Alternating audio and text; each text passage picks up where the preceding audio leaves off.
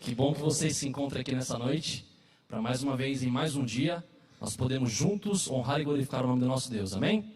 E que a graça de Jesus, o amor de Deus o Pai e a comunhão do Espírito, ela possa estar entre nós essa noite. Eu fico feliz de ver aqui a igreja repleta, e a gente sabe que vai passando os dias, a tendência é diminuir a frequência, né? O nosso irmão Júnior que fez o sorteio, ele sabiamente aí comentou com as pessoas, aqueles que estão na live, ou mesmo aqueles que já estão aqui, que continuem vindo ao longo da semana. Eu sei o desafio que é para você que trabalha em São Paulo, ou quem sabe mais longe, pegar ônibus, quem sabe, pegar trem, quem sabe ainda você não tem a capacidade de poder vir, né? Mas amanhã vai ser um pouquinho mais tarde, 8 horas da noite, e se você puder e conseguir, venha, tá bom? Eu gostaria de saber quantos amigos não adventistas ou não batizados se encontram aqui nessa noite. Eu posso ver as mãos? Umas 2 ou 3 pessoas, né? Vocês são muito bem-vindos, tá bom? Essa semana em especial é para vocês, para todos nós, obviamente, para crescermos espiritualmente, aprendermos o nosso Deus, mas ela é feita especialmente para vocês, então venha mais vezes, volte. Eu vou convidar os irmãos a também convidar os seus amigos, né? Para que eles venham, porque de fato é uma semana especial e uma semana aguardada aí por todos nós. E que Deus, mais uma vez, Ele possa falar ao nosso coração nessa noite. Eu vou te convidar mais uma vez a fechar seus olhos, curvar sua fronte, para que a gente possa, então, nas nossas considerações dessa noite. Grande Deus e Pai, louvamos o Teu nome e Te agradecemos, porque depois de um dia corrido, quem sabe, de atividades, os Teus filhos se encontram aqui nessa noite, para juntos, mais uma vez, nós podemos louvar o Teu nome e, nesse momento, estudar a Tua palavra. Ela será aberta e nós Te pedimos que o Senhor possa, com o Teu Espírito Santo, nos iluminar, para que nós possamos entender tudo aquilo que será falado nessa noite e para que possamos, de fato, permitir que o Espírito Santo ele fale ao nosso coração. Que o homem ele se esconda através da pessoa de Deus e que apenas ele fale nessa noite. Que o inimigo não tenha poder sobre a nossa mente, o nosso coração, que ele seja reprimido, para que, de fato, possa haver transformação e para que os teus filhos possam sair daqui melhores do que quando eles aqui chegaram. Nos toma em tuas mãos, nós te pedimos e agradecemos esses favores e essas bênçãos por Jesus. Amém. Amados, nessa noite, nós vamos conversar um pouquinho agora sobre o título, ou sobre o tema, Uma Cruz no Paraíso. Para aqueles que estiveram aqui ontem, ou mesmo que assistiram aí através da live, puderam perceber que ontem nós iniciamos a nossa Semana Santa, a nossa Semana do Calvário, falando um pouquinho sobre o início do pecado lá no céu, no coração de um anjo, né? De um anjo perfeito, chamado de Lúcifer naquele momento. E por algumas escolhas, infelizmente, utilizadas de forma errada, por aquele que é considerado um dom, o livre-arbítrio, infelizmente, ele acabou tomando algumas decisões erradas, fazendo uso errado do seu livre-arbítrio. E por consequência, entrou o pecado no mundo, esse que é considerado o mistério da iniquidade. Então, estou aqui apenas recapitulando para aqueles que não estiveram ontem, ou que, para a gente poder emendar aqui agora com esse próximo assunto, tá bom? Conta-se que no ano de 1987, talvez aqui muitos já estavam em vida, o nosso país ele pôde presenciar um acontecimento bastante impactante e ao mesmo tempo grave. Um homem, certa vez, um dono de um ferro velho, ele recebeu algumas peças de chumbo de um aparelho diferente. E aí o que aquele rapaz fez? Ao desmontá-las, ele encontrou um pó branco. E que, curiosamente, aquele pó branco ele ficava azul e ele brilhava no escuro. E agora, curioso com aquele aparelho, ou mesmo com aquela substância, aquele homem ele começou a divulgar para os seus vizinhos, para os seus familiares, para os seus conhecidos, aquilo que ele havia encontrado. E aí algumas pessoas, infelizmente, foram encaminhadas ao hospital, somente 13 dias depois, no dia 29 de setembro de 1987. E então descobriu-se que eles estavam lidando com 19 gramas de um material radioativo chamado Césio-137. O dono do ferro velho, a sua esposa, 2 funcionários, uma menina e o seu pai faleceram tragicamente. Então, um imenso processo de descontaminação foi iniciado, resultando então na retirada de 6.000 toneladas de lixo e materiais de construção, confinados em 1.200 caixas, 2.900 tambores e 14 contêineres revestidos de concreto e aço, guardados lá na cidade de Abáldia, de Goiás, para justamente ficar agora 600 anos para que essa descontaminação radioativa ela pudesse ser feita. Que acontecimento triste, né? E ao mesmo tempo impactante. A gente sabe que essas substâncias químicas, elas têm um grande poder de destruição e ao mesmo tempo de contágio, né? Então aquelas pessoas que entram em contato, elas inicialmente não sentem tantos efeitos, mas eles vêm com o tempo e são drásticos, são devastadores, né? E meus queridos, da mesma forma, o ser humano, ele usa a sua curiosidade para coisas que nem necessariamente às vezes vão nos aproximar de Deus, da sua vontade, ou vão nos fazer pessoas mais obedientes ou felizes. Este homem, ele usou a sua curiosidade e ela infelizmente trouxe grande destruição para várias pessoas que entraram em contato com aquela substância. Da mesma forma, muitas vezes nós, os seres humanos, através do pecado que nos contaminou, a gente acaba usando a nossa curiosidade para coisas que não necessariamente vão nos fazer bem. Então, quem sabe, através da influência dos amigos, muitos acabam aí tendo interesse e curiosidade para conhecer a bebida alcoólica. Outros, quem sabe, através ali de um êxtase ou de um mix de sentimentos, experimentam a droga.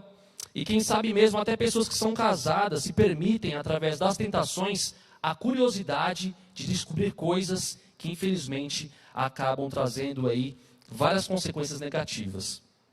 Assim como o material radioativo, a Bíblia revela que o pecado afeta não só uma pessoa, mas todas as que estão ao redor.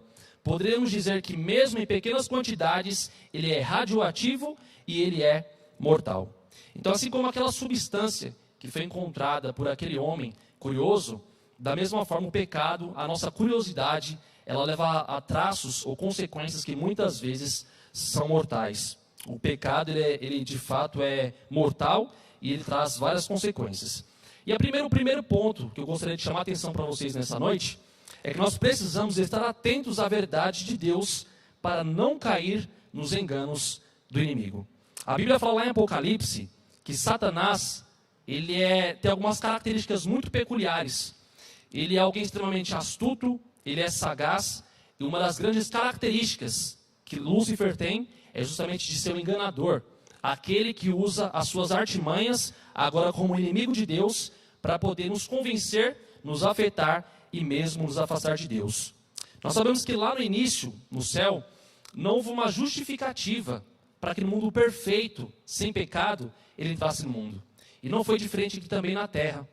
Uma vez que agora Deus havia criado o homem, como nós vimos ontem, também não havia consequência ou mesmo justificativa para que o pecado ele começasse na terra. Afinal de contas, era um mundo perfeito. Deus ele havia feito todas as coisas ao longo dos 7 dias da criação de forma perfeita. Mas agora Lúcifer ele começa a empregar todos os seus esforços para mudar e destruir aquilo que Deus ele havia preparado e criado.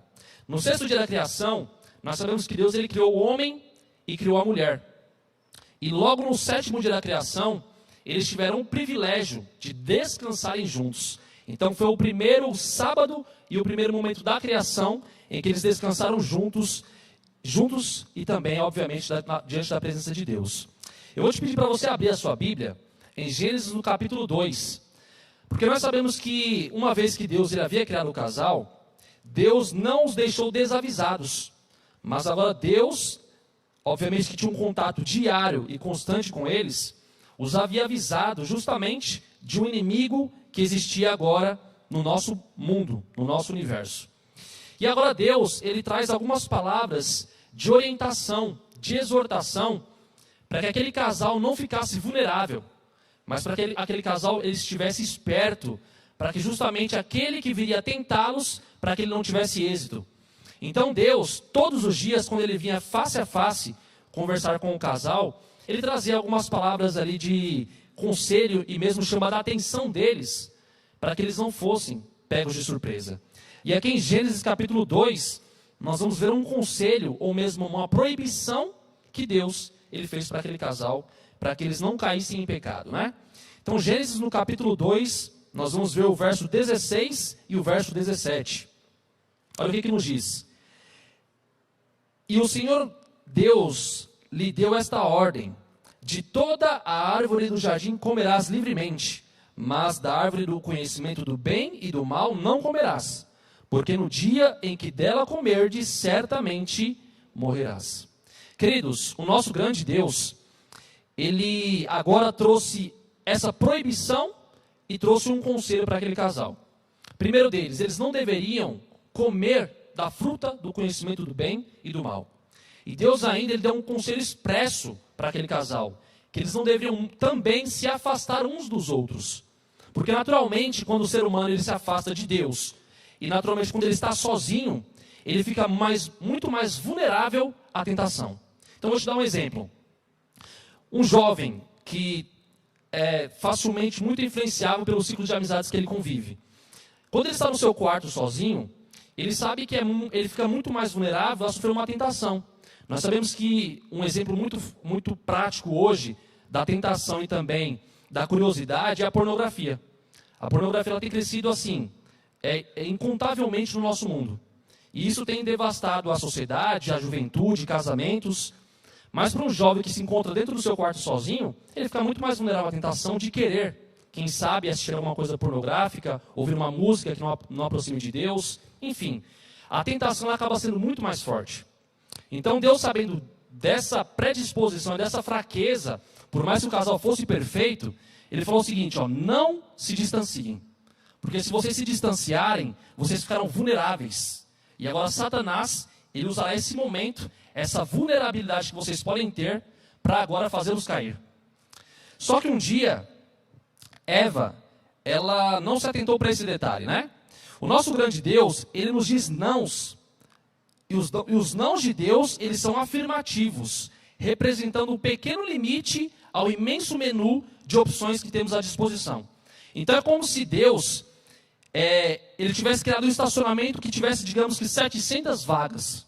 Só que naquele estacionamento, onde tinha 700 vagas para se estacionar um carro, ele tivesse criado uma vaga como se fosse para um deficiente. Uma vaga que é pintada de azul, não é verdade? E ele tivesse dito para o casal, vocês podem estacionar em todos os lugares, com exceção dessa vaga. Então eles tinham uma grande diversidade de frutos, de alimentos. Eles não tinham necessidade de conhecer aquele fruto que era desconhecido e que era proibido por Deus de alguma forma, né? A diferença é que a proibição de Deus servia para proteger o primeiro casal. Porém, por mais que pareça ilógico, o ser humano deseja aquilo que é proibido. E isso é triste, né? Óbvio que naquele momento, Adão e Eva, por não ter a natureza pecaminosa, eles não tinham a predisposição ou a vontade de fazer aquilo que é mal. Mas uma vez que agora nós somos pecadores e já nascemos como tal, nós temos a tendência de escolher aquilo que é mal, porque aquilo agrada a nossa natureza, agora agrada a nossa carne e também agrada a nossa vontade. Então, infelizmente, depois do pecado, é assim que nós nos tornamos. A história nos conta lá em Gênesis capítulo 3, que Eva um dia, por um momento de desatenção, ela acabou se afastando de Adão.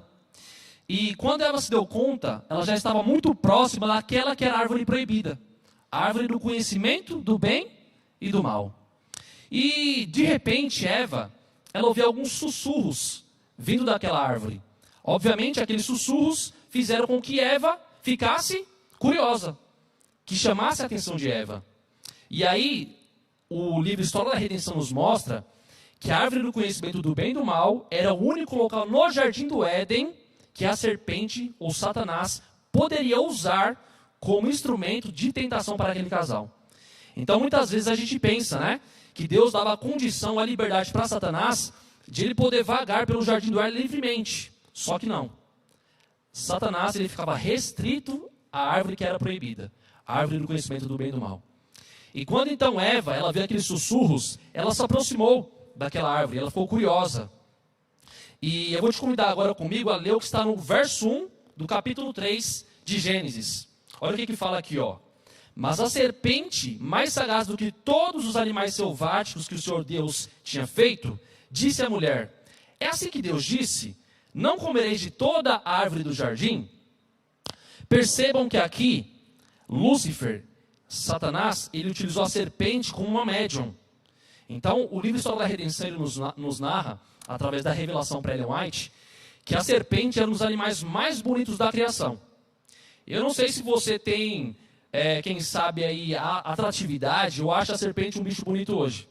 Eu particularmente acho um bicho bastante asqueroso e quem sabe até mesmo peçonhento, né? Então a gente já tem um receio de se aproximar daquele animal. Só que isso é uma consequência do pecado. Naquele momento, a serpente era um animal diferente, era um animal atrativo, era um animal bonito. E obviamente que Satanás, ele nunca vai se apresentar para você como uma pessoa feia, ou como aquilo que a mitologia descreve, né? Como um bicho vermelho, com chifres, com rabo, com tridente. Ele gostaria que, de fato, nós acreditássemos nisso. Porém, Satanás é um anjo de luz, e ele é extremamente bonito. E a Ellen White nos mostra que a diferença de Satanás e os seus anjos para os anjos que estão no céu são justamente as atitudes. Porém, em aparência, eles vêm se degradando ao longo desses milênios, aí, desses anos, porém, eles são anjos bonitos, né? Então, Satanás agora ele faz uma pergunta para Eva. Ele fala o seguinte: é verdade que Deus ele te proibiu de comer de todas as árvores do jardim? Então vocês percebam que agora Satanás, que Lúcifer, sagaz e astuto, ele coloca agora um argumento diferente.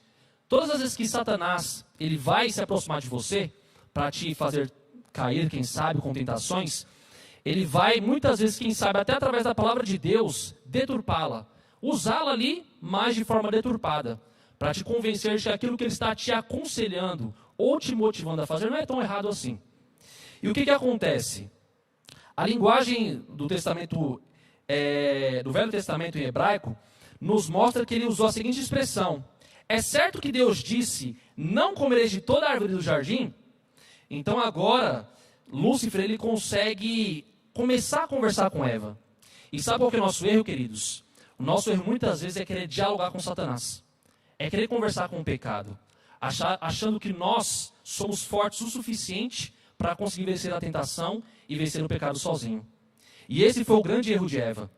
Eva, ao invés de se afastar daquela árvore, já que ela já tinha, por uma desatenção, se afastado de Adão, ela não deveria ter começado a conversar com a serpente, ou tentar dialogar, ou mesmo argumentar com a serpente.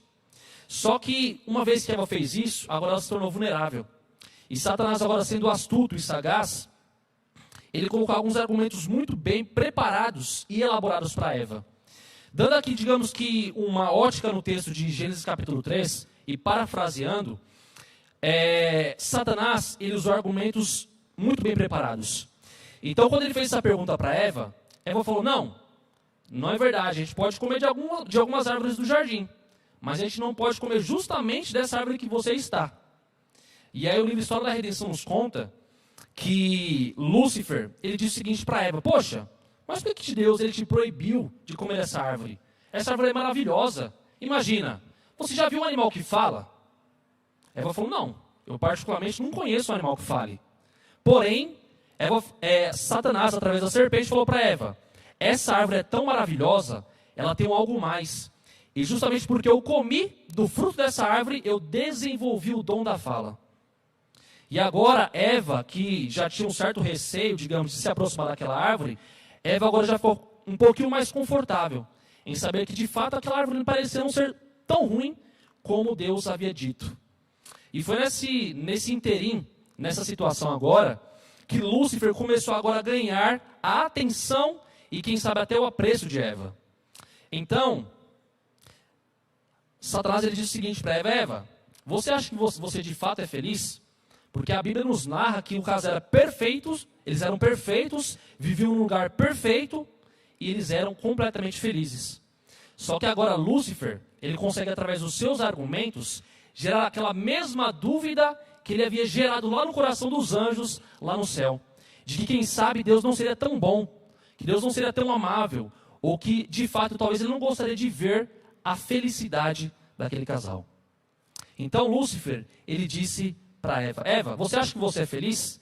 Eu te garanto que se você comer do fruto dessa árvore, você vai atingir um estágio superior àquele de que você já se encontra. Então, Satanás ele conseguiu implantar no coração de Eva aquela mesma vontade que ele implantou no coração dos anjos lá no céu, de querer ser superior. Então, aquela que era o desejo do seu coração, ele conseguiu transmitir para os anjos e agora ele conseguiu também transmitir aquela vontade para Eva. Queridos, perceba que assim como Deus emite frases para criar o mundo, a serpente emite uma frase para destruir o que Deus havia feito com tanto amor e perfeição. Ele toma as palavras de Deus e as organiza de maneira parecida, mas com um sentido totalmente diferente. Então pensem comigo, hoje quando você olha para o nosso mundo cristão, você vai perceber que Satanás, ele tem deturpado a palavra de Deus. Aquela mesma estratégia que ele utilizou lá no passado e que deu certo, é a mesma estratégia que ele continua utilizando hoje. E vocês vão perceber que hoje muitas pessoas em muitas igrejas, infelizmente, elas têm sido enganadas também em nome de Deus. Então as pessoas vão à igreja achando que elas vão encontrar verdade, libertação, cura, quando na verdade precisariam aqui, da palavra de Deus. Então as pessoas hoje, infelizmente, obviamente muitas delas sinceras e serão salvas, mas muitas delas acabam sendo enganadas em nome de Deus, porque Satanás é aquele que deturpa o texto bíblico, e ao invés das pessoas seguirem os mandamentos e o que está na palavra de Deus, elas acabam seguindo aquilo que Satanás ele acaba deturpando. Nós sabemos que lá no deserto da tentação, Satanás agora ele tentou usar argumentos através das tentações para fazer o nosso grande e poderoso Jesus Cristo cair. E Lúcifer, quando ele se aproximou de Jesus, Lúcifer, ele não fez nada novo. Ele utilizou aquilo que havia dado certo lá no céu, dado certo lá no Éden, agora também ele tentou utilizar aquilo com Jesus.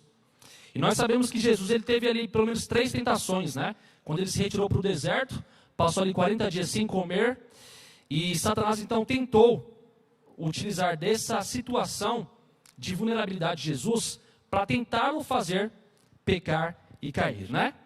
E então quando Satanás ele se aproximou de Jesus, ele citou o Salmo 91, verso 12, para tentar justamente convencer a Jesus ao dizê-lo, né? Que ele se jogasse de cima do pináculo e que Deus, o Pai, mandaria os anjos agora para socorrê-lo. Só que ele não se deu conta de que ele estava lidando com alguém que era um exímio estudante da Bíblia. Alguém que era estudioso da palavra de Deus.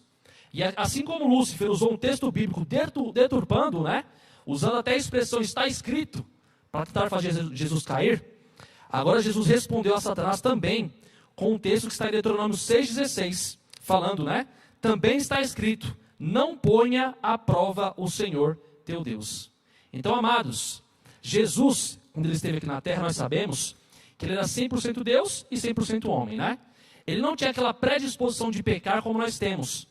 Mas, ainda assim, se ele não tivesse comunhão com Deus, se ele não fosse um estudante assíduo da palavra, ele também poderia ter pecado. Mas o que fortalecia Jesus, para que ele seguisse firme, para que ele não pecasse, para que ele não falhasse, era a comunhão que ele tinha com Deus o Pai e o estudo da palavra. E eu te pergunto, você tem sido aí um estudante assíduo da palavra de Deus? Ou será que você tem negligenciado a sua comunhão? Porque uma vez que nós negligenciamos essa comunhão que é tão importante, infelizmente, nós ficamos vulneráveis assim como Eva. E infelizmente, nós sofremos sérios riscos de, quem sabe, cometer os mesmos erros que Eva cometeu. A palavra de Deus nos fala lá em Mateus capítulo 24, que agora no final dos tempos, muitos falsos profetas se levantarão. E nós sabemos que aquela pessoa que não tem um estudo assíduo, aquela pessoa que não tem uma comunhão intensa com Deus, essa pessoa ela fica vulnerável. E ela acaba facilmente sendo levada por vários ventos de doutrinas. Queridos, nós temos que ter muito cuidado. Satanás, ele não brinca. Ele não brinca. E se nós brincarmos, nós corremos um sério risco de acabar nos perdendo e acabar levando de fato, deixando de valorizar, né, tudo aquilo que Deus ele fez e faz por nós até hoje. No livro Grande Conflito, na página 494, Ellen White nos diz o seguinte: somente aqueles que têm fortalecido a mente com as verdades da Bíblia poderão resistir no último grande conflito. Todos terão de passar pela prova decisiva: obedecerei a Deus ou aos homens? Agora, se você negligencia o estudo da palavra, se você não tem essa comunhão pessoal, se você não tem os seus momentos de oração com Deus, infelizmente, quando a coisa se intensificar, quando as coisas ficarão piores do que ainda elas já são, infelizmente, muitos de nós, quem sabe, não suportaremos essa realidade. Então nós temos que ter, de fato, muito cuidado, para que a gente não fique vulnerável e corra esses mesmos riscos. O pecado, ele seduz, é apelativo, ainda que seja irracional. Promete 1000 coisas, desenha um futuro maravilhoso, mas a realidade que ele traz é infelicidade, doenças e morte. Satanás, quando ele conseguiu convencer a Eva agora ela imaginou que ela teria, quem sabe, agora uma vida melhor ainda, quem sabe, atingir um estágio superior. Mas, quando nós olhamos para a Bíblia e para a nossa realidade hoje, aquilo que Eva acabou recebendo foi morte, sofrimento e dor. Querido, Satanás, quando ele te aproximar de você, ele sabe, infelizmente, aquilo que é a nossa fraqueza. E ele nunca vai se aproximar de você e te fazer te tentar em algo que ele sabe que você não vai cair. Ele sempre vai se aproximar de você, sabendo da sua fraqueza e empregando todos os esforços possíveis para te fazer cair naquilo que ele sabe que é a sua fraqueza. E, infelizmente, ele se aproxima de nós de forma muito bonita, né? Porque o pecado ele é atrativo. O pecado ele satisfaz a nossa carne. Então, quem sabe pode ser uma mulher bonita que te chama a atenção. Quem sabe pode ser um homem. Quem sabe pode ser uma tendência que você tenha. Querido, o pecado, ele aparentemente ele é bonito. Só que as consequências que ele traz, elas são de fato desastrosas. E nós temos que ter muito cuidado com isso. Eu queria agora te chamar a atenção para um segundo aspecto. O pecado, ele infectou o mundo. E precisamos de Jesus para nos salvar. O grande erro do ser humano é achar que ele pode sozinho, quem sabe, permanecer fiel, permanecer firme, vencer as tentações. Nós temos que hoje reconhecer a nossa completa e total dependência do Espírito Santo. Pois é Ele quem pode nos fortalecer através da santificação para que nós possamos vencer as nossas tendências, nossos defeitos, nossos pecados e nossas tentações. Agora, quando a gente acha que sozinhos a gente vai conseguir, é um sério risco que nós corremos. Em 2020, como nós sabemos, o mundo ele sofreu com a pandemia da Covid-19. E a Bíblia revela que a entrada do pecado foi a primeira e a mãe de todas as pandemias. Então, uma vez que o pecado entrou no mundo, agora o pecado ele afetou toda a raça humana, né? Nós, infelizmente, não escolhemos nascer como pecadores. Nós já nascemos em pecado, né? Eu vou te convidar agora a abrir lá em Romanos, lá no Novo Testamento, Romanos capítulo 5, verso 12. Nós vamos ver agora qual é a condição do ser humano, uma vez que ele se tornou pecador. Então, Romanos capítulo 5, nós vamos aqui rapidamente ler o verso 12. Apenas um verso, para nós entendermos qual é a nossa condição hoje por causa do pecado. Romanos capítulo 5, verso 12, nos diz o seguinte: portanto, assim como por um só homem entrou o pecado no mundo, e pelo pecado a morte, assim também a morte passou a todos os homens, porque todos pecaram. Queridos, infelizmente essa é a real condição do homem. Da natureza pecaminosa que nós adquirimos, o pecado é transmitido através da hereditariedade. Então nós já nascemos como pecadores. Uma palavra de esperança ecoa desde o paraíso. Desde a tragédia, agora Deus não nos deixou desesperançados ou perdidos. Como vimos ontem, e eu vou enfatizar novamente, Deus, Ele proveu uma solução para que essa situação ela fosse resolvida. E eu vou te convidar agora a voltar lá para Gênesis, no capítulo 3, verso 15. Aqui nós temos a primeira profecia da Bíblia, conhecida como profecia messiânica, né? Gênesis capítulo 3, verso 15, nós temos agora uma promessa maravilhosa que Deus nos fez, de que agora Ele traria uma solução para que a nossa realidade ela fosse modificada através das nossas escolhas e também da nossa liberdade de permitir que o Espírito Santo nos use e transforme. Gênesis 3,15 nos fala o seguinte: porém, inimizade entre ti e a mulher, entre a tua descendência e o seu descendente. Este te ferirá a cabeça e tu lhe ferirás o calcanhar. Queridos, nós vemos aqui a primeira profecia da Bíblia. Por quê? Aqui Jesus, o Deus, o Pai, ele estava revelando para o casal aquilo que seria a solução para aquele erro que eles haviam cometido. Então, lá no Éden, Cristo já foi revelado qual seria o plano que seria desenrolado ao longo da história. Então Deus estava aqui revelando para o casal que Cristo, o descendente da mulher, viria para morrer por cada um de nós. E é interessante que quando nós lemos o Espírito de Profecia, Eva, ela pensou muitas vezes que aqueles filhos que ela estava gerando, eles, quem sabe, seriam o Salvador do mundo. Então Eva pensou que quando ela gerou Caim, Abel, depois Sete, que um deles, que seriam Jesus, ou o Salvador da humanidade. E geração após geração, as pessoas iam ali gerando seus filhos e muitos deles pensavam que eles iriam também gerar o Salvador da humanidade, né? Para os condenados à morte pelo pecado, Jesus é a esperança que brilha ao longo das páginas da Bíblia. Então Jesus é o personagem principal das Escrituras. É aquele que de fato nos traz a esperança de que tudo vai mudar, de que Ele tem preparado grandes coisas para nós e que um dia esse mundo de pecado, de sofrimento, ele será agora transformado e que nós poderemos agora viver transformados com Ele eternamente nas nuvens dos céus e na eternidade ao lado de Jesus no céu. Queridos, Gênesis 3,15 é conhecido como proto-evangelho. Por volta ali do ano 180, Irineu de Leão, ele chamou então Gênesis 3,15 de proto-evangelho, ou seja, o primeiro evangelho. Então, o primeiro evangelho da Bíblia não é apenas Mateus, dali em diante, a partir de Cristo, né? Mas o primeiro evangelho, ele já começa a partir de Gênesis 3,15, onde Cristo revela para a gente aquilo que ele faria. A intervenção divina agora, ela custaria bastante caro. Ela custaria o sangue precioso do Filho de Deus, que teria que vir morrer para pagar o preço do meu e do seu pecado. Eu vou te convidar a abrir para nós lermos o último texto dessa noite. Romanos capítulo 5, verso 18. Aqui nós vamos ver agora, de forma prática, aquilo que foi a solução provida pela divindade para poder agora nos redimir dessa realidade que nós nos encontramos e para que pudéssemos agora ter a oportunidade da salvação. Romanos capítulo 5, no verso agora 18, nos fala o seguinte: pois assim como por uma só ofensa veio o juízo sobre todos os homens para a condenação, assim por um só ato de justiça veio a graça sobre todos os homens para a justificação que dá vida. Amados, agora Cristo, o nosso substituto, ele vem e morre para pagar o preço do meu e do seu pecado. Ele veio agora para nos trazer esperança. Ele veio agora para nos mostrar, você agora que me aceita, que tem a fé em mim, que guarda os meus mandamentos, agora você não é mais um pecador perdido.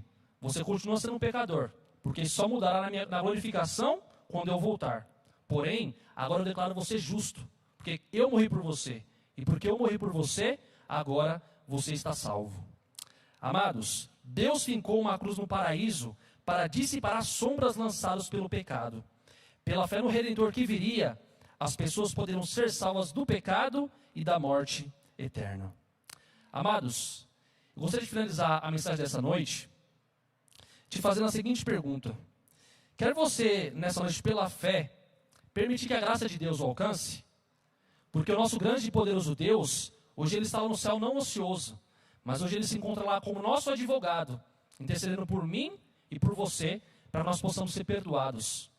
E se é o desejo do seu coração nessa noite aceitar essa graça maravilhosa, aceitar esse sacrifício, aceitar o perdão que Deus o Pai está completamente disposto a nos oferecer através de Cristo Jesus, nós vamos ouvir agora um louvor nesse momento. E enquanto nós vamos ouvir esse louvor, eu vou te convidar a refletir como está a sua vida. Se você, assim como Eva, tem se encontrado vulnerável, quem sabe tem negligenciado a sua comunhão, quem sabe tem deixado passar desapercebido aquilo que Deus fez por você. Eu vou te convidar a você a refletir. Se é o desejo do seu coração nessa noite, pedir que de fato Deus ele te transforme, que Ele te molde, que Ele te use, e que de fato Ele, com o Espírito Santo, te fortaleça, para que você se prepare para a volta dEle, eu vou te convidar a ficar em pé ao longo dessa música, para que no final nós possamos orar juntos, e pedir para que de fato Deus ele possa continuar nos usando, transformando e moldando.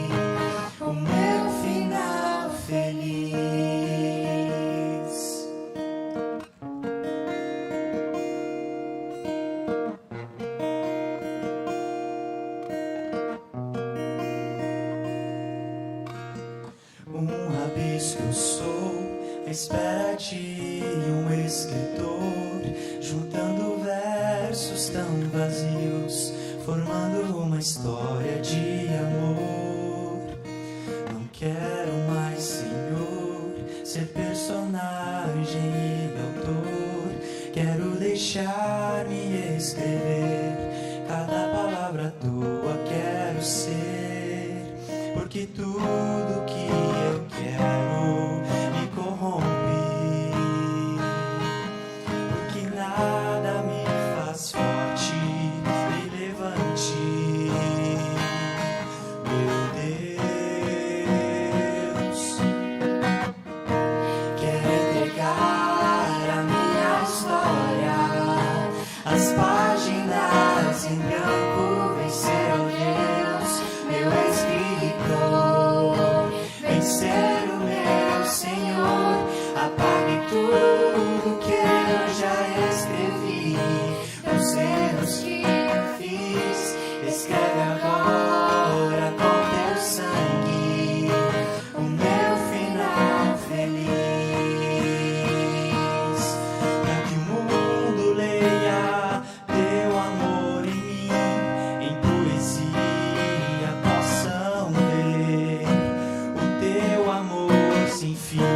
Quero entregar a minha história, as páginas em branco, vencer, ó Deus, meu escritor, vencer o meu Senhor, apague tudo que eu já escrevi, os erros que eu fiz, escreve agora com teu sangue, o meu final feliz.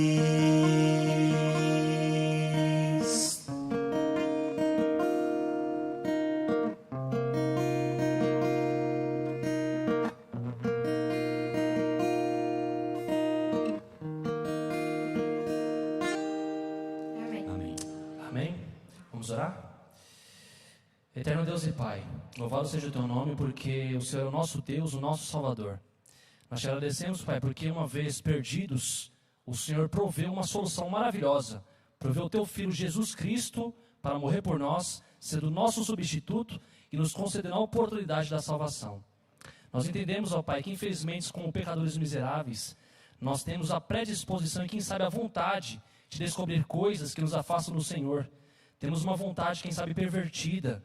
E isso, ó Pai, infelizmente, acaba muitas vezes nos fazendo tomar decisões erradas e nos afastar do Senhor.